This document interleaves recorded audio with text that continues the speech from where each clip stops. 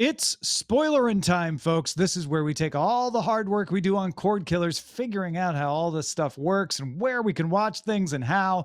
And then we watch them and we get to talk about them here. This week, we will spoil episode 8 of season 2 of Hannibal, season 1, episode 7 of Invincible, and the finale, season 1, episode 6 of The Falcon and the Winter Soldier. I'm the Tom Merritt. He's the Brian Brushwood. Heck yeah, dude. And I am the super confused because if you watch the main show, you know that we had a hell of a roller coaster of emotions of a lot of things I didn't know how to feel about. And I'd hate to spoil Spoilerin time, but I continue to be confused by a lot of things. Tom, where do you want to begin? Well, I always begin at the beginning, Brian. Oh, that's, it's a very good place to start. And this maybe. week, we're going to talk. Let's start by talking about the Falcon and the Winter Soldier 106. The episode is called One World, One People. And Brian, I liked this episode. Go on. I have always been clear that I like the Sam stuff more than the Bucky stuff. And this was entirely Sam stuff. I will be the sucker. I will be the Philistine. I will be the dupe.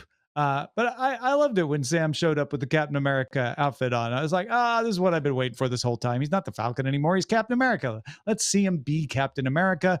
Lots of fight scenes, little dialogue, and the good guys win in the end. It was great. I enjoyed it. Yes. Go on. That's your turn. Oh,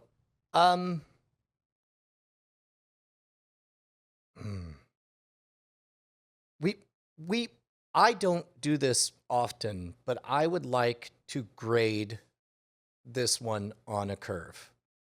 They had an astonishingly difficult task to post Avengers Endgame, reset everything we know about the Marvel Universe, and let go of the heroes that were and embrace a new set of heroes.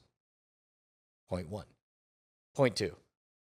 They also had to elevate the platform of television action production to a level that has never been seen before.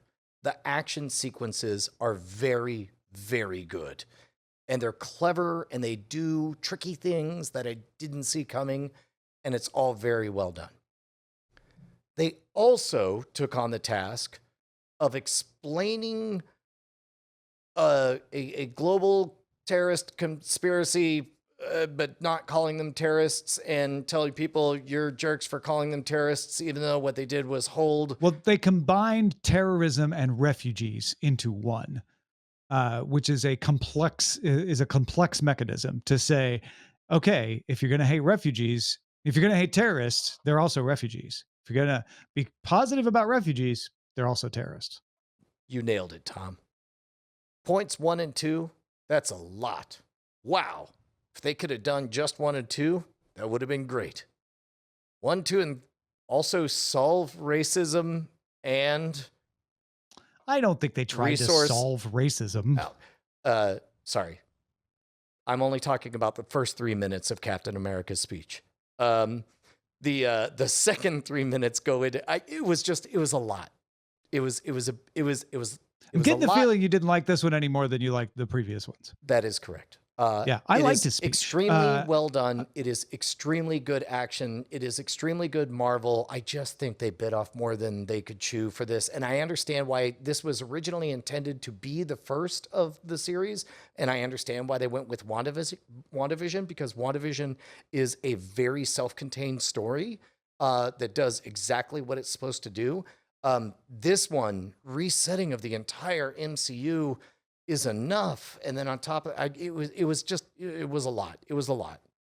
All right. I actually really liked Sam's speech. It's a little on the nose, maybe a little schlocky, I suppose, but it is real. The real thing they had to deal with was the idea that people would be just happy as clams to go along with not Steve Rogers, it's Sam. Okay, great. No, they wouldn't. And they addressed that head on. And then it becomes like, why would you do that then, Sam? Why would you collaborate with the people that we're all mad at? And Sam had a good reason for that. I thought they did a credible job of explaining why Sam would want to be Captain America and would want to rise above all of that. Yeah, I think I would have positively adored any of the four main plot lines. That's unfair. I think there are really three main plot lines. Um, uh, I think I would have adored a six-episode series about any one of these three stories, and I felt like mashing them all together, despite the spectacular visuals and the incredible set pieces. I feel like all three stories got short shrift, in my opinion, for my dollar. I mean, you're not wrong that that's a lot to try to pack into 6 hours. You know, so Well, especially when they're bringing in Julia Louis Dreyfus and reintroducing U.S. agent and also Peggy Carter's daughter's evil and also okay, on the these are all Contessa footnotes. on Contessa particularly, I've had to throw that out and say, you know what? I'm going to pretend that didn't happen. I'm not even going to pretend it didn't happen. I'm going to pretend it's not important. Julia Louis Dreyfus showed up and she talked to what's his face, Walker, and it didn't really impact any of the rest of the story. But thankfully, they didn't spend too much time on it because I know the real reason she's there is that she is supposed to appear in other movies that were supposed to have already been out.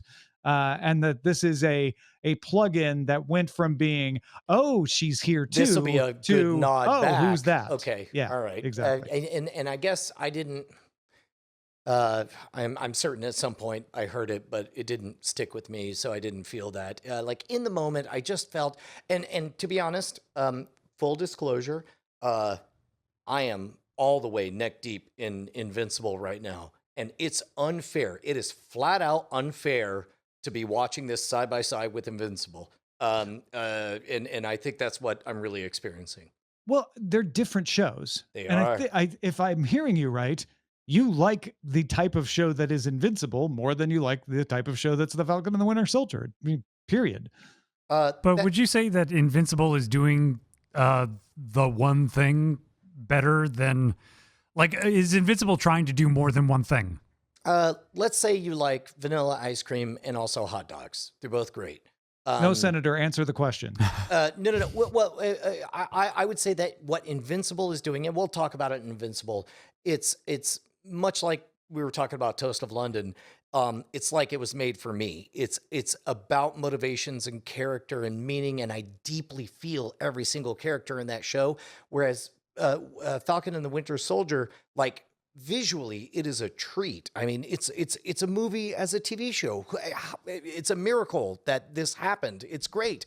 I have a hard time at a gut level latching on to whose story I care about and who I'm following, and I just wish the whole thing was just a bit too much, and it veered into that sort of, oh, I don't. This is a loaded term. I don't want to say it, but when you watch a Transformers movie or something, and you have to pause and remember, oh, which are the good ones and that stuff. Like I felt a bit of that during all this. Like the action Yeah. is truly amazing. I just got lost in the multiple threads. Yeah, and I've been hearing a lot of kind of flack about it, and I think most flack that comes at art or even like politicians or writers or anything is because they didn't narrow their theme down to a singular. Well, and again, this is not the game of please, Brian, the TV show. It's both of us, and it sounds like it landed for Tom, and it was Yeah, a bit this much for final me. one did. And don't get me wrong, I'm not on top of the world saying, "Oh, it saved it. I now enjoy the whole thing." I still didn't enjoy a lot of it as much as I thought I would. And I still enjoy other things more than this, but I enjoyed this last one. I didn't find myself, shrugging it off like I had in some of the earlier episodes. Also, I kind of feel like, and bear with me, this is probably just a stupid metaphor, but I'm gonna try it anyway. I feel like you really like tacos, Brian. Yes. which I also know is true, and someone just served you a hero, and you're like, man, you know what would be better if this was a taco shell, and Yes. instead of this lamb meat, this was ground Yes. beef, That is and you know, 100% what is because it happening. looks kind of like it looks kind of like a taco, and you're getting really close, And but you then got too much going the on. questions come where they're like, "What was it? A poorly made hero?" And it's like, "No, that whole scene with the wings and mixing up the shield and the wings, and he's underwater. That was all amazing. It looks like a great hero." He's like, "Well, then what's wrong with a hero?" And it's like, "I like tacos." Yeah, You yeah. know. And there's nothing wrong with that. You know, That is a really good way to put it, and I hope people don't get mad at me for not liking things the way they like the things. all right, that is the Falcon and the Winter Soldier, season 1, episode 6, probably season only, episode 6. We'll see. Let's talk about Invincible, season 1, episode 7. This one is called Trust Issues. Tom, tell me I'm wrong, You're wrong. but I think last week I did my dumb trick of saying there's no such thing as a bad episode of Invincible, but there has to be a least good one, and I think we just experienced it. Ooh, crow never tasted so good. This episode was amazing. Like, I watched it. I'm watching the show, full disclosure. I'm watching it with my 13-year-old. We're both really into it. My 13-year-old is kind of going through a gothy phase. So she's not bothered by the gore.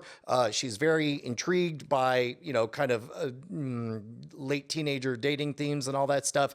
I'm interested in dad stuff and dad explaining to kids complicated stuff. We're both interested in an epic battle that, in the style, like, as the Toast of London couldn't have gone more over the top than the battle that we saw with Omni-Man, with nukes hitting him, lasers blasting from space. A gigantic tentacle monster. That head on a platter that Bryce totally called it is coming back into play, where they bring back the Immortal and send him in, and the best he's able to do is slightly scrape up his eyes. Oh my God, this was next level, over the top. I couldn't believe what I was seeing. I implored Twitter. I said, poets, invent new words, because I need more phrases that mean very good. I loved it so much. I also really liked how Amber, we got the big reveal of like, because I'm the guy. I'm invincible. And Amber was like, yeah, Duh. I know. That's not the problem. I've known that for a long time. The problem You're really is you're an ass. Yeah, That's and the it's like, problem. oh, wow, that's much more real and interesting. Where you're like, you don't like me because I wear flashy clothes, and they're like, no, that really isn't it. And so then him going off to Eve, which has been simmering on the back burner, like, oh yeah, she got done by her good boyfriend, and now you. That all makes perfect sense, and will it work out? I really like the relationship aspect of this episode, and you get a giant tentacle monster battle, and Bryce gets to say he was right, although he's not here to claim it, because the head totally came back, although in a different way, perhaps than maybe we had imagined, but he still gets full points for that. So yeah, this was great, and I have been wondering if Omni-Man would just be evil and we'd have to deal with that, and he'd think in his own head that he's the hero of the story, or if there would be a secret reason that is unfathomable of why he killed the Guardians of the Globe. And this was the first episode that kind of trotted back into the idea of like, maybe he had a reason. I'm not saying that he does. Maybe his reason's really awful, but I liked that we are finally tiptoeing back towards that of like, but why? Why did he do that? Has he secretly been evil all this time? He doesn't think so. That whetted my appetite for uncovering that mystery too. I posted in the chat a Twitter thread, but my theory, which I have told my daughter, but I don't recall if I've said on the air. My theory is that the secret is that that he has presented himself as a guardian of a planet, and that's what his race does. But instead, they are emperors of various planets, and the key being, there was that one dude that showed up and he went to go punch him, and he said, "Sorry, Earth isn't yours to conquer," and then he punches the alien into oblivion, which to me was like a wink that, no, it's mine. It belongs to me. I like it enough that I allow all these beings to play pretend like I'm not their god. So when I tweeted out that poets needed to invent new words for how good this was, I was pleased, and I know it's so dumb. I know it's some marketing intern or whatever for Invincible, but the official Invincible account replied, "As the poet Rex Splode would say," and then it showed an animated GIF of him saying, "Unbelievably awesome," which made me happy. Yeah. I think one of the best moments is when Omni-Man is trying to tell his wife that there's a good reason behind this. And they're having the classic, like, nobody listens to each other in the fight, so they don't say the things they should say to get to the bottom, so we don't get the answer. But he really does look like he wants her to believe him. So this is not a like, oh, well, I liked you well enough, but now that my purposes are over, I will dispose of you. He looks actually hurt. I mean, He looks actually like, no, I need you to understand. I mean, here again, and this is what I'm hoping for, fingers crossed. If you've read the comic, please don't ruin anything for me. But what I'm hoping, what is revealed, is that in his heart of hearts, he truly believes he has done the most moral thing of anyone in his species by being the first to figure out a way to be the god emperor of a planet, and yet be the most benign of that by hiding the fact that he's now their god emperor, and instead pretending to be a hero that beats up thugs in an alley. And he wishes he could have said that, but he couldn't, because he truly fell in love with this woman, and truly fell in love with his children, and truly befriended these people. But we're now at the part where part of the code is when a threat, his offspring has powers, because that's when everything changes. Now comes the part where he, I don't know, per the code, either has to, fight to the death or whatever it is. But it's like I truly believe Omni-Man believes that what he did was transformative and moral. Also, I truly believe he feels entitled to all of planet Earth. Yeah, both of those are true, and they certainly fit your theory. I still am very curious why he would have to kill the Guardians of the Globe. Why would that fit into a moral purpose? And why would you do it in such a way that is going to raise so many questions? Like, why did he have to do it like that? He's Omni-Man. He could have slowly undermined them, or waited for them to die, or like, there's got to be a reason of like, no, I couldn't do that.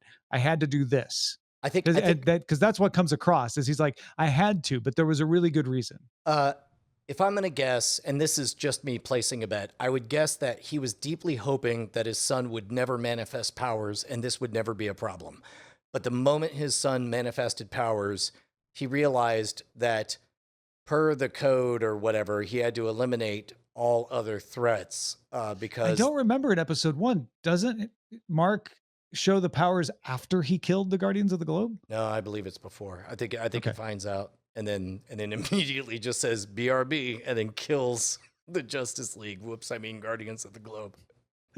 Guardians of the Galaxy. No, definitely not. All right. Yeah, I thought it was before, but I could be wrong. Either way. Also, is it and this is a person who has never seen any of the show whatsoever, but is it anything like that Alex Ross book where in Injustice, where Lex Luthor starts having all these visions of superheroes being the end of civilization, and he's like, well, I gotta kill them all? There are certainly themes of that playing around, but I think it's a lot closer to, if you've seen The Boys on Amazon, it's a lot closer to that. I've seen. If anybody has seen, The Boys, and you're itching for more of that, then boy, do I have a show for you. I think that's probably the right direction though, John, which is there's going to be something of like, yeah, but they were starting to do X, and if I let them do that, then that's an inexorable slide, and then I have to stop them, and a lot more people die. So I just needed to cut it off right now. My guess is it's something in that region. Yeah, JC Calhoun in the chat says it's like The Boys, but without all the sex stuff, and I think that's a good way to position it. Also, I now can see Eve's atom on her logo since it's been pointed out. In long shots, it still looks like an X, but when they're close up, I'm like, oh yeah, no, it does have the little loops. So Yeah. there you go. Thank you for that. Anything else on Invincible? No, it's just I liked it very much. Tom, was this like a pretty good episode for you, or was it the best episode of the series, or where are you Top at? top 10%. Yeah. Top 10%. Probably the best, but I didn't immediately say that when it was done. But man, that battle scene, you're not joking. That was amazing. It was so great. It was, Yeah. and to experience that with a 13-year-old, where both of us were like, slapping the ground, looking at each other, and being like, "What?" Oh, so much fun. It was so much fun. Yeah. All right, that's Invincible, episode 7 of season 1. Let's talk to a man about a horse. Hannibal, episode 8 of season 2, Suzakana, in which our murder victim, needing to show up in crazier and crazier places, this time is inside a horse with a living bird sewn inside them. By Mike, was he Michael Faraday in Yes, Lost? yes, from Lost. Faraday the from guy Lost. who played that. Yeah. Well, let's start there. He's our constant. Man, when you've become super famous for an iconic role in a primetime series that changed television forever, I was just happy to see him again, and I was happy to see him playing such a different character than I had ever seen, and such a believable, empathetic character. I also liked the double blind of like, yes, he did it, but not all of it. Right. He did the gross part, but not the really abhorrent gross part. But not the killing part. Yeah. Also, the last episode ended with Will sitting down with Dr. Lecter saying, "I'd like to resume my therapy." And it's like, oh, damn, now the chess begins. And I'll be danged if they're not doing a wonderful job of parceling out that tasty chess game that they're playing, but also giving us enough shiny objects to look aside on. Well, and the whole lure versus hunt metaphor that we have, well, they're ice fishing, that starts the episode, and then they bring fish to Hannibal, and it's very clearly like, we're pretty sure you didn't pull these fish out of any people. Right. And so, or cool. at least we say they, but it's really Will, because like they firmly established the rules of the game, which are Will has flat out told Jack that what he believes Hannibal to be. Hannibal shrugs and says, "Will, be crazy, right?" It's very clear that Jack is the prize, and the two of them are playing chess to win Jack. And then that's what makes their therapy session so fascinating, where they sort of negotiate the rules, where Will says, "I prefer sins of omission as opposed to outright lying," and they sort of almost come to a peace on that, about like, okay, well, what will we tell with each other about our motives and what we want to do and stuff. And that's because I don't know exactly where Will. I don't think that Will feels this way, but Hannibal does, which is Hannibal looks at this as, this is my protege, my friend. I will train him. I will help him improve. And when you are training someone, you have to use real blades, and the two, one of you might get hurt, and that's fine. But we're doing a training session here. So, I'll try my best not to fatally wound Will, but he's not going to learn if we don't really fight. It's a bit like an out of context phrase I'll drop from The Dark Tower, where Roland of Gilead reminds someone that gunslingers in training are meant to bite, and you should be prepared to handle that. That's oh man, it's It's great. And I would have thought by now that I would have bored of the over the top visual poetry that they're trying to engage in, but I'll be damned if I am not bored of it yet. And it's not a flavor I normally like, but I find myself continuing to be invested in it. Small point of clarification. Who was the Lost actor you were referring to? Oh, he played Faraday in Lost. He is Jeremy Davies. Oh, is his name. I see him. Yeah, he was a one-off character in this episode, or maybe he'll come back. Maybe we'll see more of him. But he played Faraday in Lost. Gotcha. He did commit murder in the end in this episode. I totally killed your flow. I'm sorry. No. Hold on. I'm trying to remember because I remember. No, he didn't. Because he put the social worker in the horse alive. And he said, like, I just wanted him to understand. Oh, that's right. He doesn't die, and then Will doesn't kill him because Hannibal intercedes. Right, because Hannibal does the sticking his finger in between the hammer and the bullet thing. But Will was about to kill him. That's right. Yeah, no. His character is truly blameless and awfully the victim in this, and in many ways a stand-in for Will in terms of being the victim of psychological manipulation of the highest order. And I at first I was confused about why Hannibal wouldn't want Will to kill, and it's because he doesn't want the game to be over yet.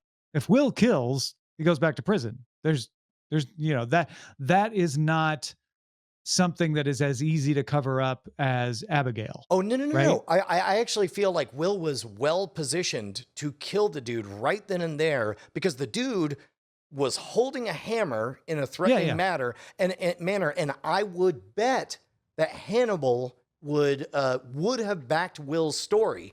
What I think Hannibal didn't want was Will to have the power up unlock of knowing what it's like to do, because the whole episode they keep talking about it feels good to do bad things to bad people, and that's something that Hannibal wants to deny Will the true understanding of so that he can keep him under his control, or at least that's the way I read it. All right. Anyway, the other part, the last thing I'll say is the thing about season 1 that I didn't love as much were the procedural elements when they'd have a new criminal and it would feel disconnected. I know everything eventually ended up being connected, but it would feel like Monster of the Week. And this episode, the Monster of the Week, is a fully realized and compelling story all on its own. And they were able to also have the Hannibal and Will chess match storyline, and it didn't feel like too much. It felt like it wove together perfectly. I couldn't agree more. Like if anything, I for the first time in one of these types of shows, I welcomed the variety of the Monster of the Week in the middle of the Mexican standoff that Jack, Will, and Hannibal are having. Yeah. Well, that's it for me on Hannibal. Anything else from you? No, it continues to be great, and I continue to understand why people were really upset it went away. Yeah, and you really do. I wouldn't say you need to struggle through season 1, but you really do need to be patient with it in season 1 because you need it to pay off. Like they are laying bricks that will eventually turn into a beautiful structure. But you got to let them lay those bricks. All right, that is Hannibal season 2, episode 8. That is it for Spoilerin Time. Thanks everybody for joining us. You get these episodes a tiny bit earlier if you're a patron, so go back us at patreon.com/Cordkillers.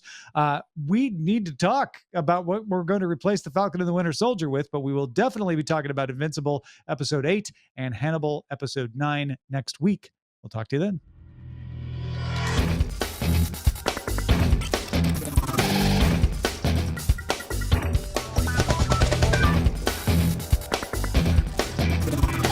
Diamond Club hopes you have enjoyed this program.